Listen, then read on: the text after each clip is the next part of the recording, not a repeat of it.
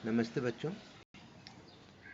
अपने सिलेबस के अंतिम चैप्टर बीजगणित की पूर्व तैयारी, इसमें हमने पिछले वीडियो में देखा था कि किस तरह से समता या असमता के लिए बराबर, छोटा और बड़ा इनका उपयोग करते हैं। गणित में चिन्हों के अलावा अंकों का और अंकों की ही तरह अक्षरों का भी इस्तेमाल होता है। तो आज के इस वीडियो में हम आपको बताएंगे कि किस तरह से अक्षरों का उपयोग करके किसी भी बात को सरलता से समझा जा सकता है। ठीक है, जैसे यहाँ नीचे देखिए, जो ब्लू रंग का डॉट है, इसमें लिखा है किन्हीं संख्याओं का जोड़ और उन संख्याओं का क्रम बदलकर आने वाला जोड़ समान होता है। अब आप देखिए, ऐसे समझ में कम आएगा, लेकिन ऊपर जो उदाहरण दिया गया है 4 + 9 और 9 + 4, अगर 4 9 जोड़ें या 9 में 4 जोड़ें तो उनका जो उत्तर आएगा वो कैसा आएगा? समान ही आएगा। ठीक है, अक्षरों का उपयोग करके इसी चीज को कैसे लिखेंगे? a + b बराबर b + a। ठीक है ना। इसी तरह से अंकों की जगह अक्षरों का इस्तेमाल करते हैं। एक और उदाहरण देखते हैं। लिखा है किसी भी संख्या में संख्या 1 का गुणा करने पर गुणनफल फिर वही संख्या होता है।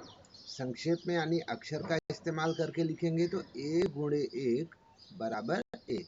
मतलब अगर 5 में 1 का गुणा करेंगे तो 5 आएगा, 7 में 1 का गुणा करेंगे तो 7 आएगा। वैसे ही अंक की जगह अक्षर का इस्तेमाल करके a × 1 बराबर 1। ठीक है, एक तीसरा उदाहरण देखिए। लिखा है किन्हीं दो शून्येतर का मतलब है शून्य के अलावा कोई भी अंक हो सकता है।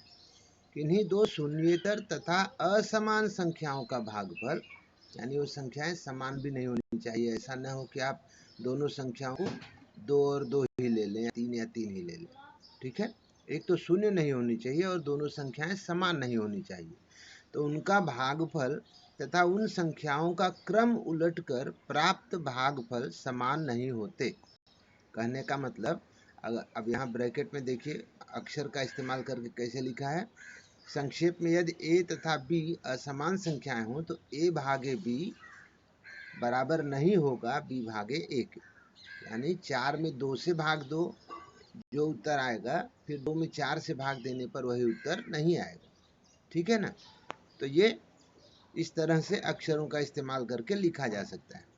इसमें एक छोटा सा प्रश्न संग्रह 56 आता है, ये आपको हल करना है। इसके बारे में मैं आपको समझा देता हूँ। लिखा है किसी भी संख्या के लिए अक्षर का उपयोग करके नीचे दिए गए गुणधर्मों को संक्षेप में लिखो, यानी अक्षर का उपयोग करके लिखो। लिखा है किसी भी संख्या में संख्या शून्य मिलाने पर आने वाला जोड़ वह संख्या ही होता है। मतलब अगर 5 में शून्य मिलाओगे तो 5 ही आएगा। तो आपको अक्षर का इस्तेमाल करके कैसे लिखेंगे? b + 0 = b। ओके। सेकंड देखिए, किन्हीं दो संख्याओं का गुणनफल तथा क्रम बदलकर उनका गुणा करने पर प्राप्त गुणनफल दोनों समान होते हैं।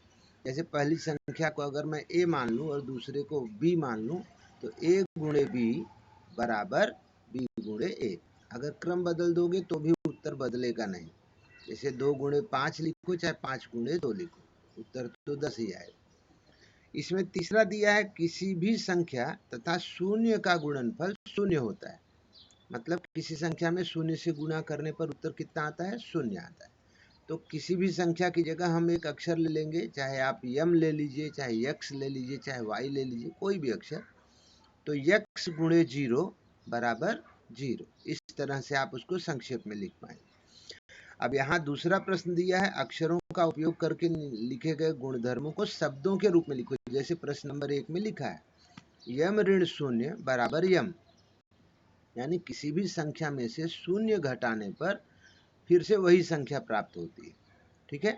और दूसरा दिया है n भागे 1 बराबर n, यानी किसी भी संख्या में 1 से भाग देने पर फिर से वही संख्या प्राप्त होती है।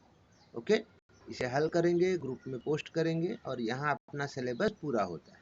ठीक है, आप लोगों के कोऑपरेशन के लिए धन्यवाद बच्चों। परीक्षा की तैयारी करिए। Thank you.